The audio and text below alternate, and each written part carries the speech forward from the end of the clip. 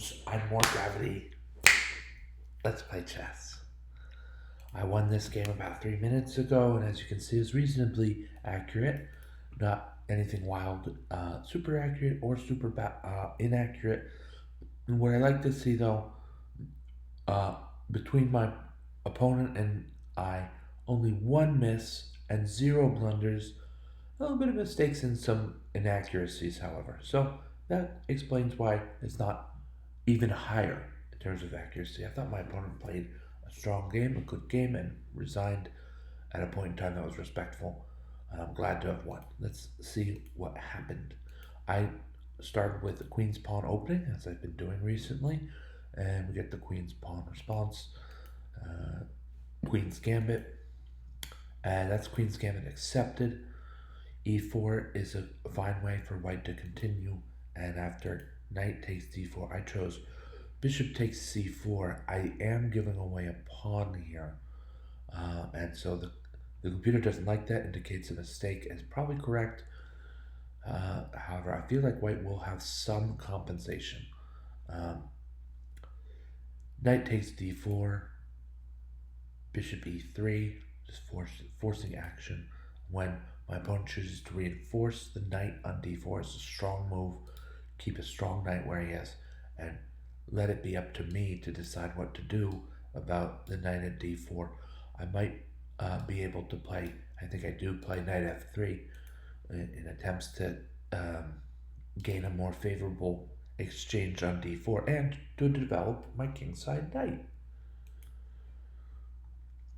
Knight takes f3, queen takes f3, and black is doing a little bit better than white because black has the extra pawn. Aside from that, though, white is ahead in development and will castle sooner than black if all goes well. Bishop b4 check. I just block with the knight. Still good developing moves by both sides. Knight f6, developing and castling. All right, here we go now. Bishop to g4. So these squares are unattainable. These squares are unattainable. Yeah, I guess unattainable. These squares are not good for white's queen. She must move away from the f file and not along the diagonal in any way, shape, or form. We're looking at safe squares for white's queen, and we're thinking g3, and that's it. That's it. It's the h3 square is covered. So, of course, queen to g3 then, and I believe she is going to be safe, at least there. Not only that, but a move like h3 is coming, and then when black retreats the bishop, if that's how black chooses to move, then queen takes g7. So after h3, yeah, I mean, bishop h5 to get out of the way, but then still queen takes g7. So black has to be a little bit careful in how to handle the bishop on g4. Queen e7 allows knight d5. It's a strong move, attacking the queen, so black will react to that as a priority. There's possibility of knight c7 check, forking the rook on a8 with the king on e8. Sometimes there's the possibility of knight takes b4, just cleanly picking up a piece. So knight to d5 is a very strong move by white. So clearly, capturing that knight is not such a bad idea. So black captures the knight, recaptures, and keeping things that are hanging what's hanging here. So there's a bishop on g4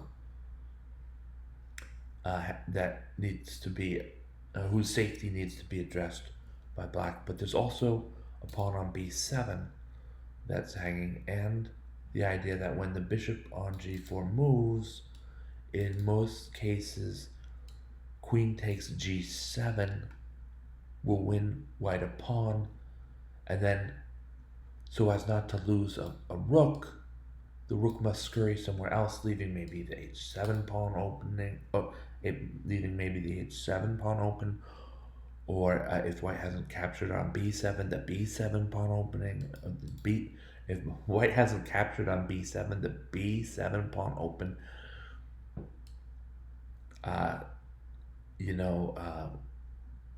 and that also wins the tempo against the rook on a8. So this position is going well. Not done and dusted, but going very well for white here.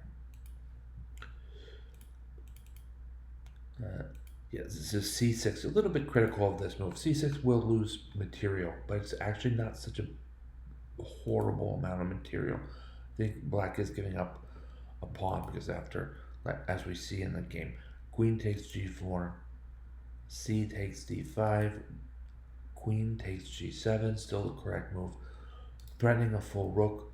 Black should either castle, which could be dangerous, with white rooks coming to c1 either from a or f, and then the rooks will at least be protecting each other, or black should perhaps play rook to f8 to hide away, or perhaps queen to f8 to protect the rook on at h8, but then a swap of queens isn't all that great.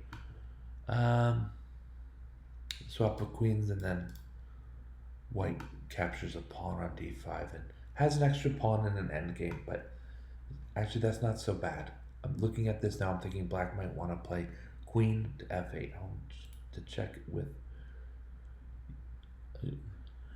queen f8 is considered, but is actually quite a bit better for white. Perhaps if queen to f8, then queen takes e5, ignoring the queen trade, and black is in check. Might be sent sprawling a little bit to evade the check. All right.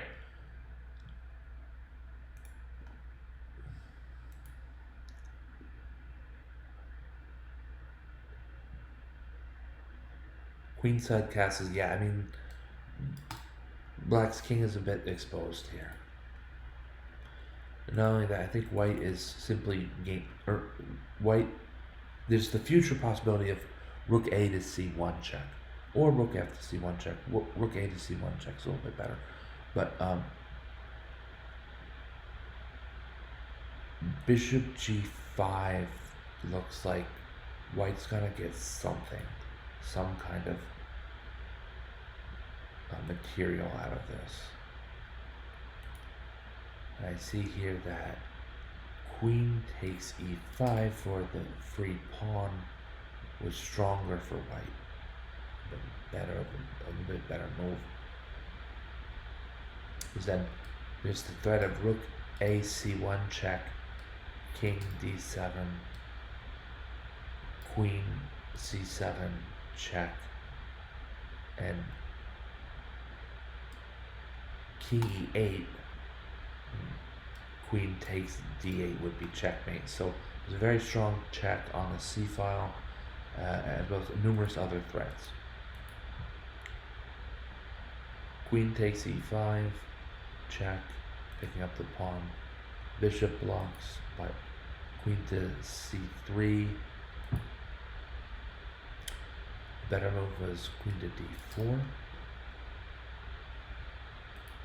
I played queen to c3 and liquidating some material. Yeah, it's not all that great a game, actually. I don't mean to, my opponent and I think we have nothing to hang our heads about, but there were quite a few, like I said earlier, mistakes in the forms of things could have gone better for white with better play. And bishop takes c5, king takes c5, and yeah, rook to d1 is a strong threat. Black has to figure out how to stop the d pawn here. One way perhaps is rook e2, so then d6 and rook all the way back to e8, d7, and in the nick of time, as Taylor Swift would say, rook to d8, blocks the pawn. The other idea would be king to d6, blocking the passed pawn with the king. I'm pretty sure king to d6 is stronger, yeah, it is. And king to b6 is an idea too, because if the pawn moves forward, then maybe the rook can come back to c8 again in the nick of time. But rook b2 and white will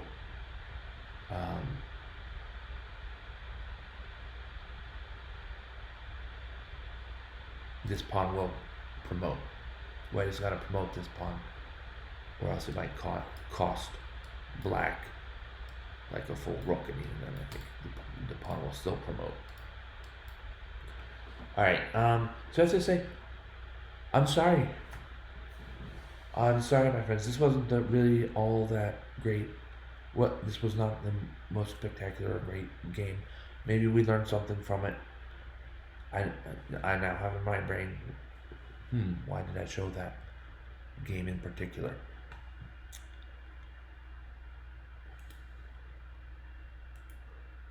Okay, well, these things do happen. And so I probably will be on later today for another review. But till then, thank you, watchers. Thank you, Gravitrons. I'm more gravity. Have a great night.